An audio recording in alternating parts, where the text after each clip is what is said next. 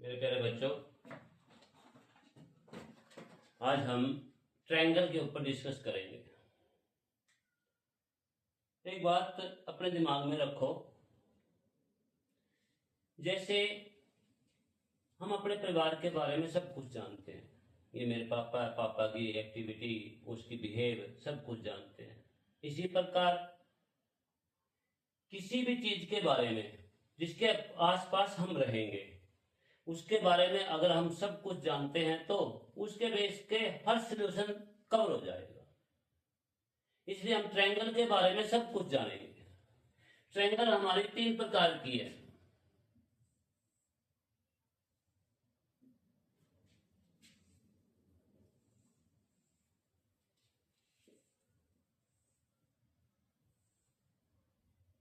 नाम रखे मैंने ए बी सी।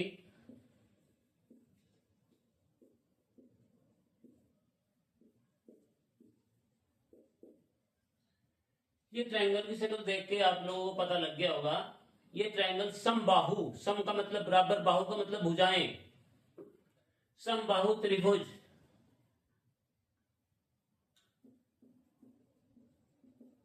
समबाहु, समद्वि, द्वि का मतलब दो, बाहु, विषम, कोई भी भुजा समान न हो,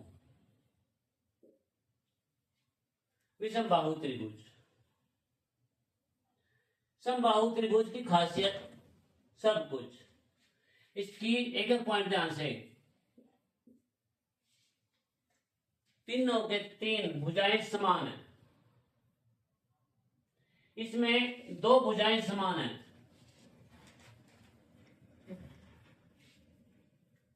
तीसरी अलग है। इसमें तीनों के 3 अलग है। इन लाइन डंडे के हिसाब से सब कुछ कवर करोगे। और एक बात, ये 3 एंगल है। हर त्रिभुज के अंदर 3 एंगल होते हैं। Angle A plus angle B plus angle C equal to 180 degree. तीनों में यही बात है।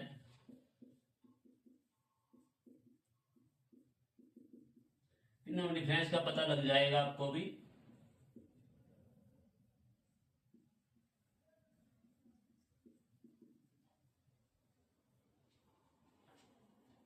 तीनों भुजाएं समान है तो तीनों एंगल भी समान है।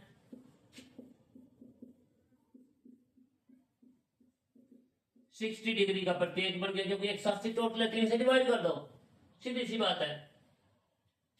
बात आई, इसमें 2 एंगल समान है बेस के।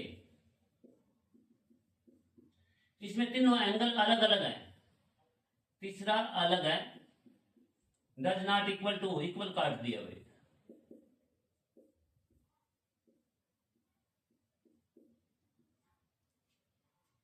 यहां पर कितने कितने गए हैं ये बात हम नहीं कह सकते, यहां पर कितने कितने ये बात हम नहीं कह सकते। अगली बात, जब भी किसी भी ट्रायंगल का पेरीमीटर निकालना हो, परिमाप, पेरीमीटर, परिमाप का मतलब है पैरों से चढ़कर मापना। यानी किसी भी आकृति का परिमाप जब भी आप लोगों को निकालना हो तो उसके चेहरों को पूरा एक चक्कर लगा दो। इन तीनों भुजाओं को जोड़ दो, यहां से चले हम यहां पहुंच गए, यहां पहुंच गए, यहां पहुंच गए। A B plus B C plus A C. मोटी सी बात याद रखा करो।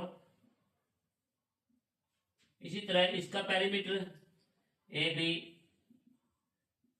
Plus B C plus C A या ए सी।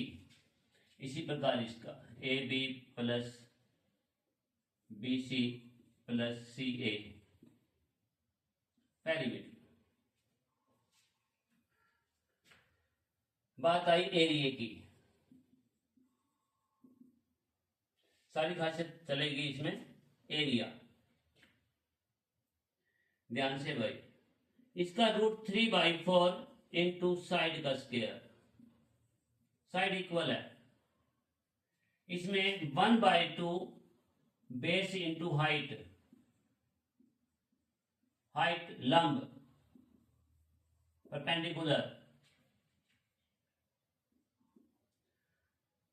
यहां पर 1/2 बेस, बेस इसका नीचे का माना जाएगा BC, हाइट AD, बीचों बीच सीधी ऊंचाई D। बात आई इसके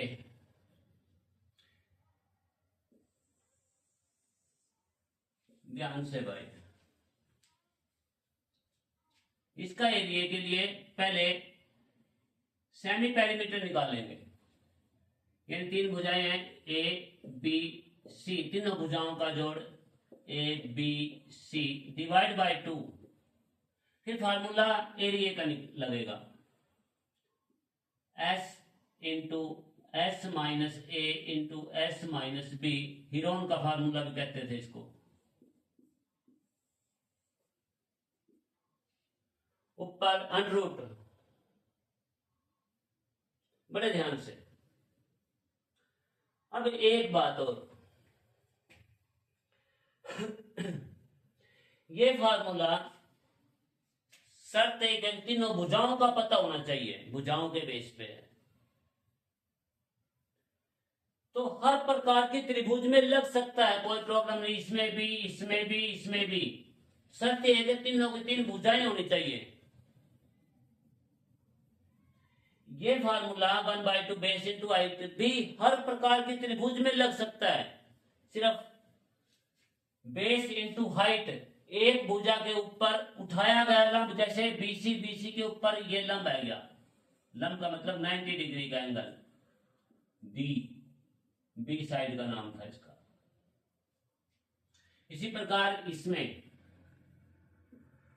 D, ये फार्मूला भी हर त्रिभुज में लग सकता है, सिर्फ शर्त यह है कि बेस उसके ऊपर उठाया गया लंब यानी परपेंडिकुलर हाइट, सीधी हाइट का पता होना चाहिए AD,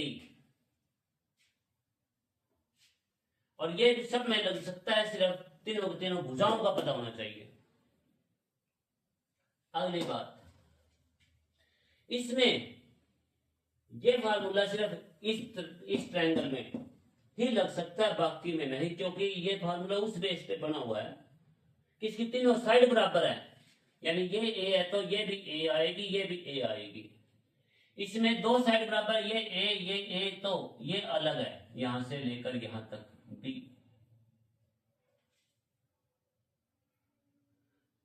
अब खासियत और भी भाई, बड़े ध्यान से, ये पेरीमीटर एरिया और इनकी पहचान। इसके बाद इसमें तीनों कोण 60-60 डिग्री के हैं। एक बात और, ये इधर का भी 30 का आएगा, इधर का भी 30 का आएगा। इस लंब ने दो पार्ट कर दिए, किसमें क्या क्या आएगा वो भी देखते हैं, क्यों आएगा उसका जवाब है। अब ध्यान से भाई, किसी भी त्रिभुज में ये हो ये हो ये हो, शीर्ष कोण से यानी ऊपर वाले कोण से गिराया गया लंब सामने की भुजा को यानी BC को उस सामने की भुजा को, उस कोण को बनाने वाली भुजाएं, देखो A एंगल किसी भी त्रिभुज में शीर्ष कोण से, ये शीर्ष कोण है, एंगल है, यहां से लंब गिराया गया, ये BC भुजा को BD और DC में बांटता है। किस अनुपात में बांटेगा, इसमें आफ आएगी, क्यों? इस कोण को बनाने वाली भुजाएं AB और AC के अनुपात में बांटेगा, क्योंकि यहां पर AB और AC आर इक्वल, AB और AC इक्वल है इसके अंदर, ये दोनों इक्वल है। इक्वल है तो सामने की भुजा को दो समान भागों में बांटेगा, यानी बराबर, BD इक्वल टू DC। क्यों? क्योंकि ये दोनों भुजा बराबर है। वही प्रकार इसमें है, ये दोनों भुजाएं बराबर है, इसके सामने की भुजा को B D equal to D C में बांटेगा, B D equal to D C होगा। बिल्कुल ध्यान से।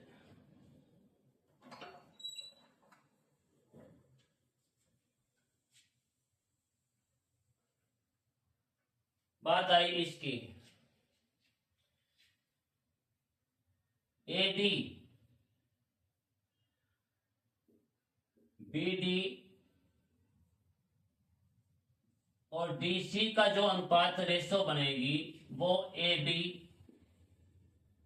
और ए सी की बनेगी, यानी एक के अंदर मानकर चलिए 2 है तो ये 3 है, 2:3 में ही सामने की भुजा को बांटा जाएगा, ये 2 ये 3 अनुपात में। इस बात का ध्यान रखिए। मानकर चलिए 2 ये 3 ये कुछ भी हो, उसको 2:3 में बांटेगा सामने की भुजाओं को, यानी किसी भी त्रिभुज में शीर्ष कोण से गिराया गया लंब सामने की भुजा को 2 समान भागों में बांटता है, तो सिर्फ इनमें, यानी उस कोण को बनाने वाली भुजाओं के अनुपात में बांटेगा और खुद भी उसी अनुपात में बटेगा। खुद का मतलब ये एंगल, इस एंगल का ये हिस्सा इसके अंदर दोनों बराबर आएंगे, यानी 1 और 2 रखा तो 1 एंगल इक्वल टू 2 एंगल। इसके अंदर भी ये भी 30 का आएगा, ये भी 30 का आएगा, क्योंकि ये दोनों भुजाएं बराबर हैं, या साइड इक्वल आएगी। इसके अंदर मानकर चले ये कोण 60 का है, 2 साइड ये आएगा 3 है, तो अनुपात 3 में बढ़ जाएगा। 5 से डिवाइड करोगे 24 और 36 आ जाएगा, यानी शीर्ष कोण से किसी भी त्रिभुज में शीर्ष कोण से गिराया गया लंब सामने की भुजा को उस कोण को बनाने वाली भुजाओं के अनुपात में बांटेगा और खुद भी उस कोण को बनाने वाली भुजाओं के अनुपात में ही बटेगा। ये इसका किस्सा था, बड़े ध्यान से। कुछ बातें आएंगी सर्कल में आएगी, वो बाद में बात चलेगी। एक ट्रायंगल और है, समबाहु त्रिभुज नहीं, वो समकोण त्रिभुज या राइट एंगल ट्रायंगल, ये आई। अगर यहां दिखाई दे रहा हो तो थोड़ा सा इसको साफ कर लेते हैं, बीच में लेऊंगा भाई मैं इसको, वहां प्रॉब्लम आ रही हो तो शायद कुछ। समकोण त्रिभुज,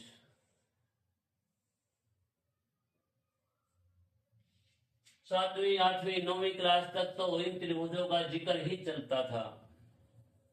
एक समकोण त्रिभुज आ चुकी थी, पर इस समकोण त्रिभुज के बेस पर अगर बड़ी क्लासें चलेंगी 11, 12 और कंपटीशनों में इसका जिक्र ज्यादातर होगा।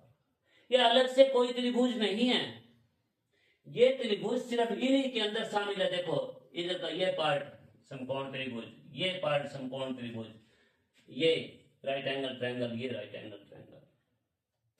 इसकी खासियत क्या है कि एक कोण 90 डिग्री का है, ए बी सी, एक बेस, एक परपेंडिकुलर, एक हाइपोटेनिस, एच, आधार, लंब और कर्ण।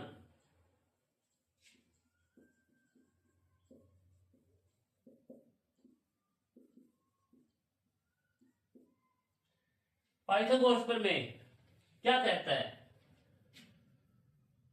आधार का वर्ग यानी बी का वर्ग प्लस पी का वर्ग बराबर कर्ण का वर्ग यानी एच का स्क्वायर। इसकी एक खासियत है, एक कोण 90 डिग्री का, इन दोनों कोणों का जोड़ 90 बच गया, क्योंकि 180 टोटल है। यह बात ध्यान से सोचिए।